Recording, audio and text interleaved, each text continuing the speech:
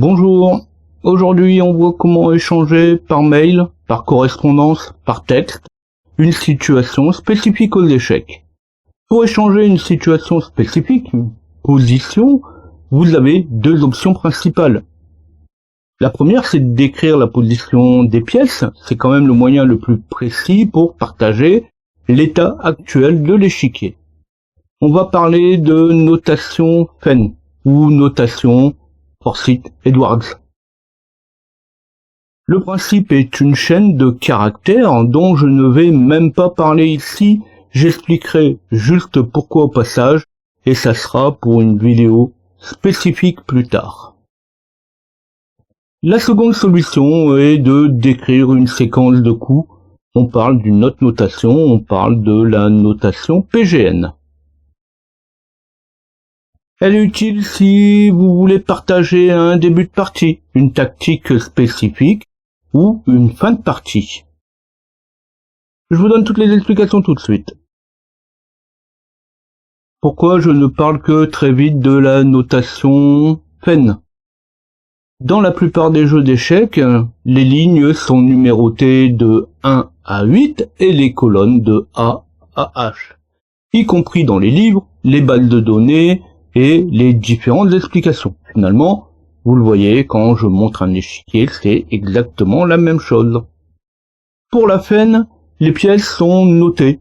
R, Rook pour la tour, N, Knight pour le cavalier, B, Bishop pour le fou, Q, Queen, la dame, la reine, K, King pour le roi. Bon, ça, à la limite, ça passe relativement bien.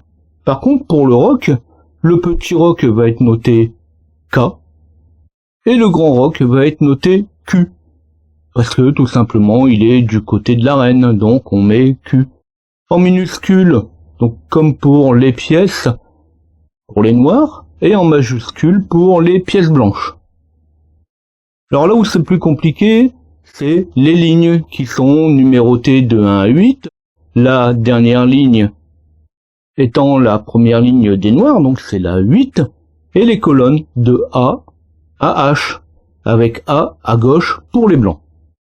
La prise en passant est notée, donc A, B, C, D jusqu'à H, donc pour la pièce, et la ligne 6. Donc ABCD, H, 6, et pareil, ABCD, H pour les blancs, bien sûr, avec ABCD, H pour les blancs en majuscule. Et s'il n'y a rien, on met un tiré. Donc c'est la notation la plus efficace, elle est compacte, mais très difficile à lire pour la personne qui n'est pas habituée. On compte les cases vides par des chiffres, et on sépare les différentes lignes avec des slash. Alors on va dire que je vais y revenir plus tard. Donc je vais passer à la notation la plus habituelle, la plus simple. Là on est dans du départ arrivé, dans l'ordre alterné, blanc puis noir. Donc je vais donner un exemple, rassurez-vous. Pour une situation spécifique qui découle d'une série de coups, il est préférable de fournir la séquence complète qui y mène. Alors c'est d'ailleurs la vraie difficulté avec tous les coups joués depuis le début de la partie. Une série de coups donnés sans la situation de départ, c'est quand même très difficilement gérable. Une partie de 50 coups, j'explique pas la galère pour pouvoir la reproduire. Eh bien je vais reprendre la partie que j'ai lancée en démo à son début, et on va rapidement lister, voir les différents coups. Alors je vais pas tous les faire une fois que le principe est compris. Le reste déroule tout seul. Ici, bien sûr, il n'y a pas d'idée de partie, ce sont les explications qu'on voit. Pour la notation GPN, c'est simple, on indique le point de départ et le point d'arrivée. Finalement, comme je le fais souvent dans mes explications, on commence donc par D2, D3, pour les blancs. Puisque de toute façon on commence par les blancs. Il n'y a pas de notation spécifique avec ou sans tirer, avec ou sans espace. Donc on pourrait très bien mettre D2, D3, ou D2, espace D3, D2, espace, tiré, espace D3. Bon, généralement c'est comme ça que moi je les note, D2, espace, tiré, espace D3. De toute façon on commence par le premier coup blanc. La seconde ligne, eh bien on met le coup noir, donc G8, F6. Puis on recommence avec le second coup des blancs, E2, E4, et ainsi de suite jusqu'à la situation voulue. Alors tout ça c'est relativement simple. Parfois on ajoute l'initiale de la pièce qu'on va déplacer. Bon là c'est plus pour se rassurer vu que c'est séquentiel, on part du premier jusqu'au dernier coup. Même si ici on n'a que 15 coups, ça fait quand même 30 lignes.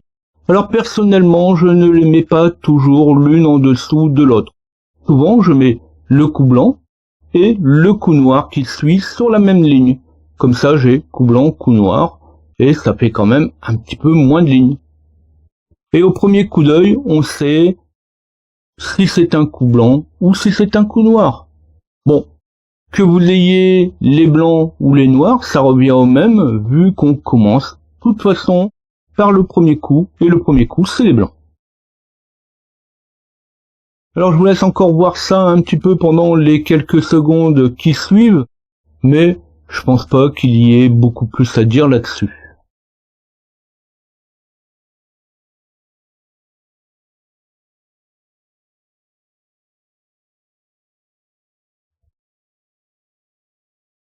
Cette notation est de très loin la plus simple. On n'a vraiment pas besoin de se creuser les méninges pour savoir l'appliquer. Comme je l'indique dans les explications, c'est juste compliqué à suivre quand on parle du 50e coup. Faut quand même passer par les 99 demi-coups précédents.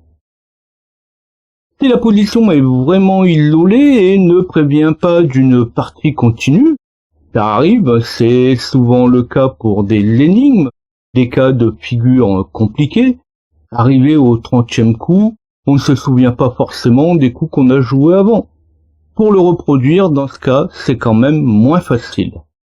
Pour ce type de cas, la Fen est quand même la plus appropriée. Mais la notation Fen, c'est pas facile à traiter. C'est pour ça que j'en parlais au début en disant on verra ça dans une prochaine fois. Si certains jeux peuvent l'importer facilement, tous n'exportent pas la situation en cours. Mais on verra ça une prochaine fois. Si ça vous a intéressé, vous pouvez liker. Je parlais il y a quelques secondes de la Fen, vous allez donc retrouver ça dans une de mes prochaines vidéos. Alors je dis pas forcément la prochaine. Si vous ne désirez pas la manquer, abonnez-vous et activez les notifications. Je pense que le sujet était suffisamment clair, mais vous pouvez quand même avoir des questions, des remarques ou des suggestions. Dans ce cas, vous mettez tout ça sous la vidéo. Alors j'ai promis qu'on allait se revoir, donc à bientôt.